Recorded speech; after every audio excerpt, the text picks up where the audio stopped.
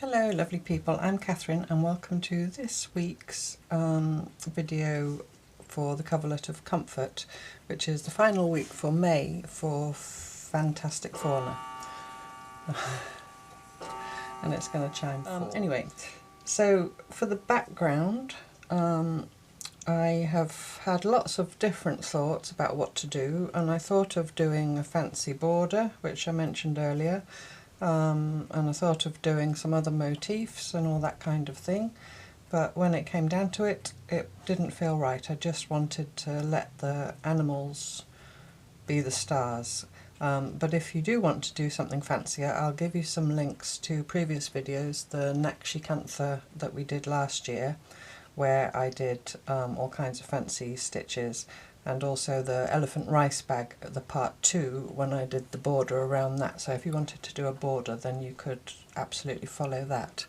My inspiration comes from this one little picture in this book, which I've shown you before, and I know many of you have, and that's this quilt here. Can you see? Does it glare? I hope not. Which has been patched with these little patches and mended. And I want to kind of recreate that on one of mine. On Monday's video I did some visible mending, and yeah, it's kind of the theme at the moment for me, so I thought I'd include it in these blocks. So for Stella Bear I haven't done anything further than the stitching on the bear. I wanted to do a little darn somewhere. Now there aren't any holes in this old linen, but I'll just darn on the surface as if there was a hole. And for the other one, Fred the tiger, I have done some homework, and this is traditional Kantha quilting. There are different ways of doing it. Some ways you create a motif with your stitching and just, you know, recreate that all over the surface, but this is the most common one, which is just outlining the motif with a line of stitching and then just keep following that line round and round. So I hope the camera's picking it up. So you see here I've gone round his body, and then those lines kind of radiate out until I come to the end of the area that I'm filling, and then I just stop with my stitching. So I've stopped about 1 inch away from the edge all round for joining purposes. So on Fred I think I'll do a little patch as if I've mended the cloth, and on Stella Bear I'll do a little darn. So I'll start with the darn, then once I've done the darn, I did think of doing the stitching on both of them completely and then doing the darn over the top, which would be more realistic if you like, but this has taken me the best part of the day to do the stitching on here, and I had to get the video done. So I'll do the darn first on here, and then when I come to do the quilting stitch afterwards, I'll just miss the darn out in such a way that it looks like the stitches go underneath it, if that makes sense. So I've got some, I used some Valdani threads for the Kantha quilting. I didn't use embroidery floss. I used this one, I think it is, which is variegated very gently. So you see it kind of goes from cream through to tan, but I just, I like the look of it. And I've also got this one, which has got more of a greenish tinge to it, but it's still pretty neutral, and I might use this for my darn. And I've got this thread. This is one of the ones that Jill sent me, which I might use to mend with the patch. And I've got this bit of old linen, very worn and age spotted, but it is a different linen to the background, just, again, so it looks more authentic, realistic, whatever the word is. So that's got some of the other thread in. Have I got an empty number 9 here? Yes, I have. That's probably need a number 8 because the thread's a bit thicker actually. Let's have that one. So I'm just going to do a random little darn somewhere. I don't know where, maybe up here where it's a bit more open space. I've seen some lovely blocks in the Facebook group and people have done all kinds of fancy embroidery in the background. And the other thing is you don't have to, I mean what I'm referring you to is traditional Kantha embroidery, because these are done in that style, but you know, we're being eclectic here, we're taking inspiration from all over the place. Buried my scissors. So there's absolutely no reason why you can't do other kinds of embroidery, you know, whatever you like, whatever you think your piece needs. So I'm just going to make a knot. You know, that's just completely up to you. So I'm just going to do a little darn up here somewhere. There's somewhere that's a bit, there's an area there that's kind of a little bit worn, so I might just go over that. And you can delineate the outline of your darn with some running stitches. If there was an actual hole, you might do that around into the good cloth to secure it. I'm not going to, I'm just going to go straight for the making the long threads, because the cloth is, you know, I'm not really mending. So just go across and back, and they're a little bit far apart. I'll probably come back in the middle of them and fill in. I might start to make it slightly smaller so it's not square, so it's more of a natural shape.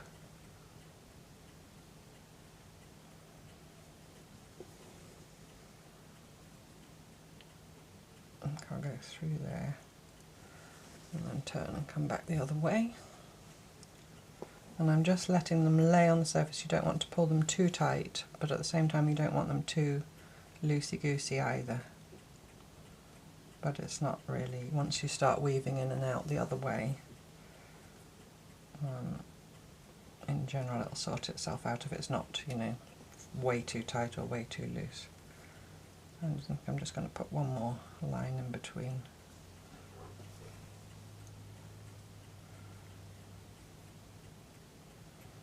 I don't want it to be necessarily even,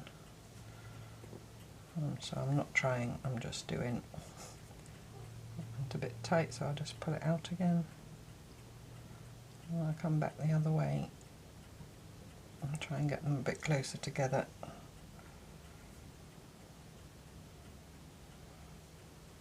I might just shoot through to the back, come up. And that's probably, let's just go through and I'll have a look if I think it's big enough. Yeah, I think that's okay. So I'm going to turn it and I'm going to come through the other way, and of course I can't get through every thread every time. I need to go through these outer ones, so I'm going to come up here just behind this one, and then you just go under over, you know, weaving.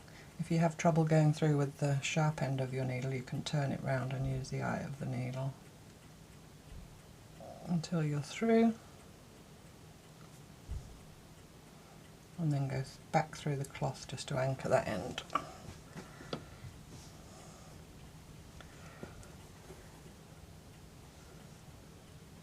Then come up again, can probably go further along there. Darning is also known as needle weaving. We did needle weaving in one of the weeks last year in the weekly stitch project. You can do it as a decorative thing as well as a mending thing. When you come back the other way, you obviously want to go over under the opposite way. So I'm over that, under that, over that. So I need to go under to start with.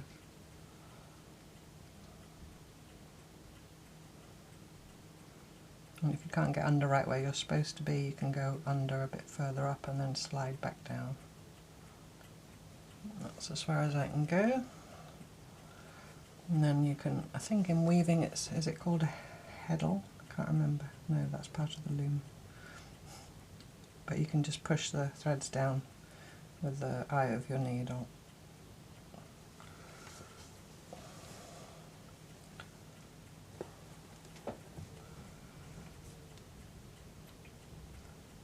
Or your thumbnail, whichever's easiest. So I'm going to come back up again. I'm just coming out as close to the thread that I want to weave through as I can. want to go under, over. It's quite hard to see in this light.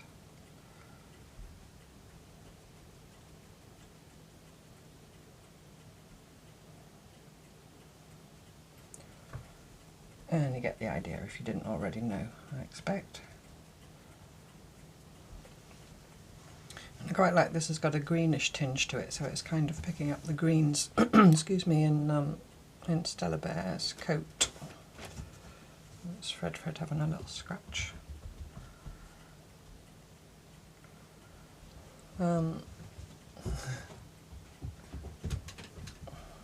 He has just been fed. It's early to feed him, 4 o'clock, but Fred, don't do that. I didn't want him being annoying while I was trying to make this video, but it hasn't worked because he's being annoying anyway. This morning he tried to come for a walk with us, which if you were here when I lived in France you'll know that he did that usually because you know, it was our own woods and it was right outside the back door, and he would often come with us for a walk. And here he doesn't really, but sometimes if he happens to be outside when we're going, he tries to follow us. And that worries me a bit because there's other dogs and, you know, where we go. So I try to discourage him from walking with us.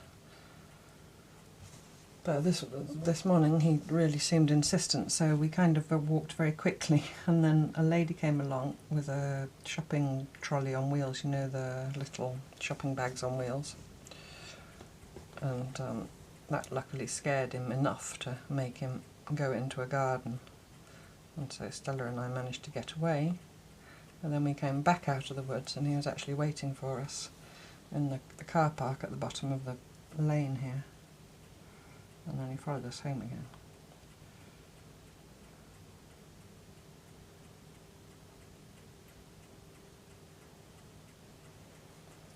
And then he's been in for the rest of the day because the weather's not very good. Well, I shouldn't say that, I've said that before. Try and stop myself talking about good weather and bad weather. Excuse me. Yeah, we had rain, which was much needed here. I know in some parts of the world you've had way too much rain. I know in Australia there's been flooding. I hope everybody's safe.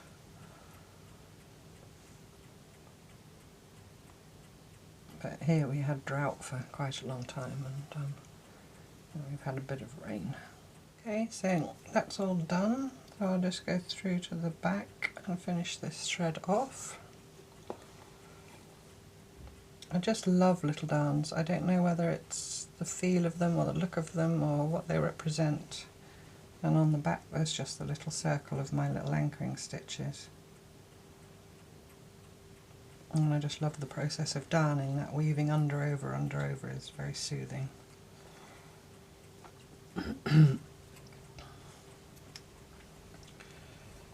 And yeah, I've got a few clothes with little darns on as mending, but usually in contrasting colours because visible, you know, that I talked about on Monday. So that is that one. It's very possible that I might do some more darns, maybe in different threads. So I might do a very fine darn in this much thinner silk somewhere else, a different size. Maybe I'll do 3 and then another one somewhere else, you know. So I like 3s of things, as you know, but in 3 different threads and 3 different sizes to kind of give the illusion, because I know it's only an illusion, that it was mended over time, you know, and you wouldn't have necessarily had the same thread and the hole wouldn't have been the same size and so on. So I'll do that later, and then I'll do the Kantha quilting stitch starting around the outside. I did my rows of stitching about 1/8 of an inch apart, I think, but you know, you don't have to do them that close, you can do them wider apart if you like. The thing with Kantha quilting stitch as well is it's not only the stitching, you see it still stands up a bit there where it went floofy between his front leg and his back leg, but once it's all in the cloth and everything else is there, it'll be fine. Yeah, what was I saying? Yeah, it's this ripple effect that you get in the cloth where the spaces are. you get these little ripples like lines in the sand, you know, when the sea's gone out. But Fred is going to get a little patch, so I'm going to choose some of this, and there's a little area here that's really worn, and that's the area I want, which might seem strange to take a worn bit to patch it with, but that's what I want to do. So I've just always been drawn to those worn out little areas of cloth. It's like that's where the story is. You know, it's very possible that this was just age that wore that little hole in this little scrap. But if you see, I've got a vintage apron, a child's apron. I'll show it to you one day. It's in a drawer over there, and it's got one of those L-shaped tears in it. It's very, very mended, and there's a whole story in that apron, I'm sure. You know, either it was very old and it went through several children as possible, and that's how it came to be so mended, but I like to think that there was one little girl who was maybe the kind of little girl that liked to be out in the woods or climbing trees, things like that.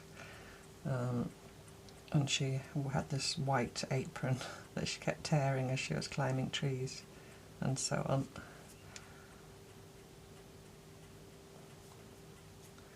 Maybe I identify with that little girl. Right, I'm just fluffing up the edges a bit, so I've got this little patch which I want to put somewhere.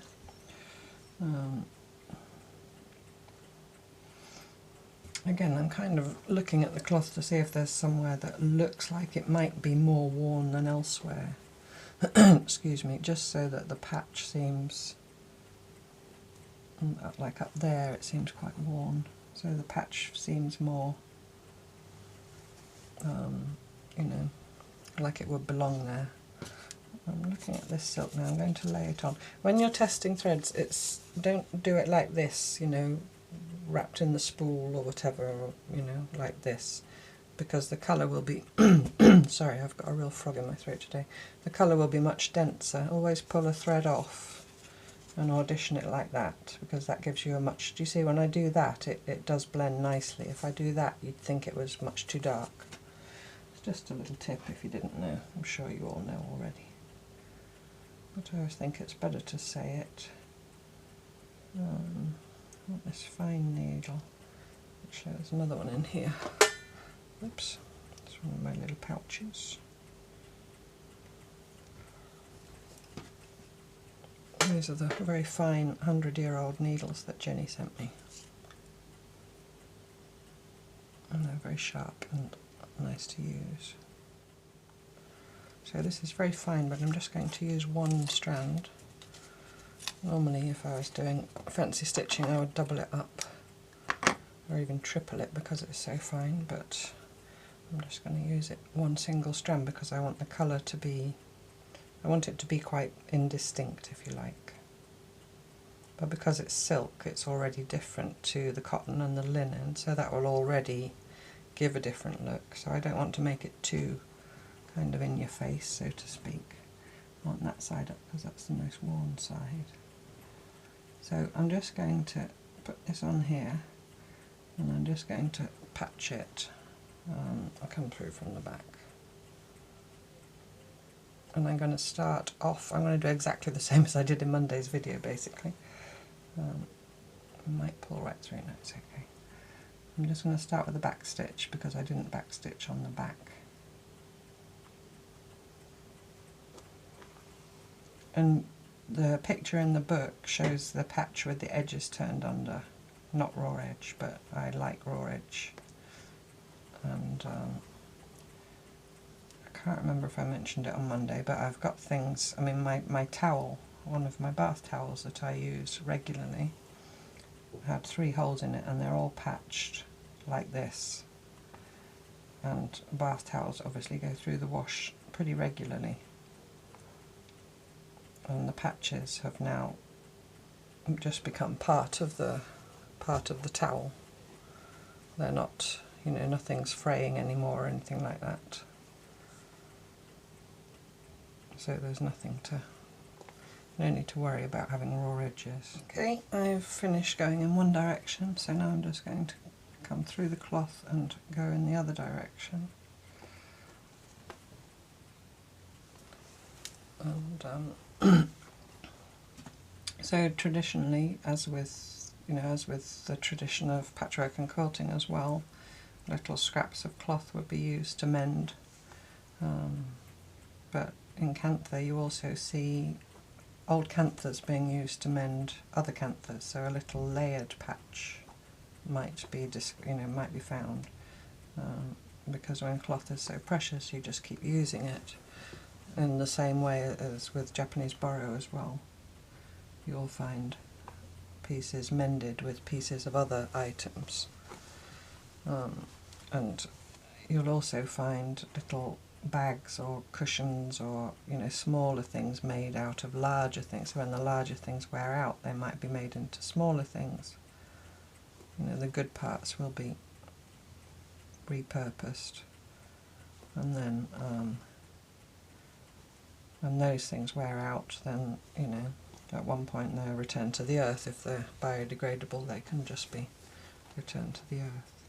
But I just like that idea of cloths having multiple lives, in the same way that we, many of us use old clothes for our stitching. It's the story and the history and the cloth. And if you like the aesthetic, which I do, when you look at a cloth that's old and been repaired, like the little girl's apron that I talked about, you can imagine the story that cloth has had, the life it's seen.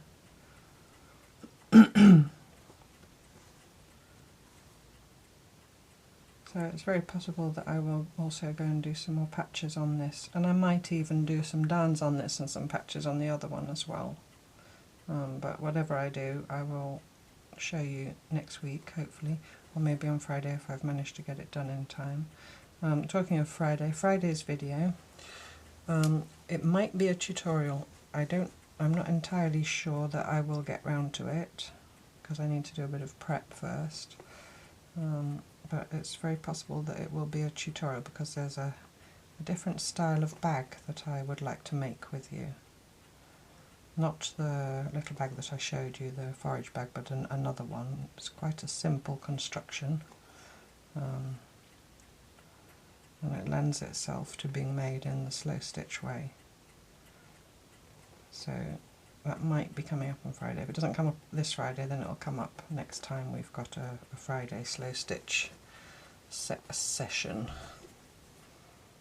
And the other thing is that I have finished the last page in my book for my project with my group.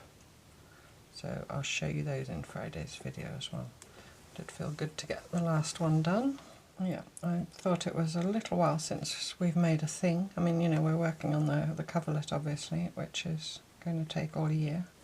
So I thought maybe it would be nice to make a thing, for us to make a thing. I mean, I know many of you are still making rice bags and all the rest of it, and I don't think anything will ever replace the rice bag as a special place in my heart.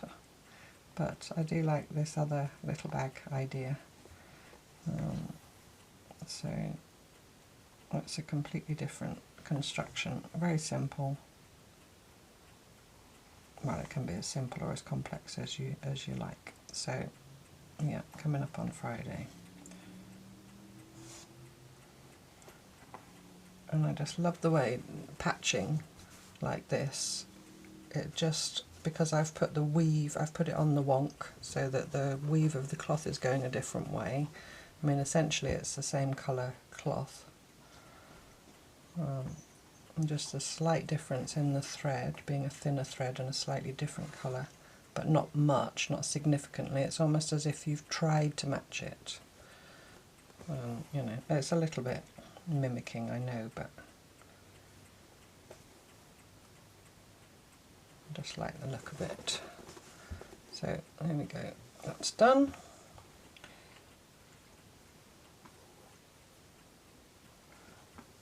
So that's it, basically. So I've got homework to do.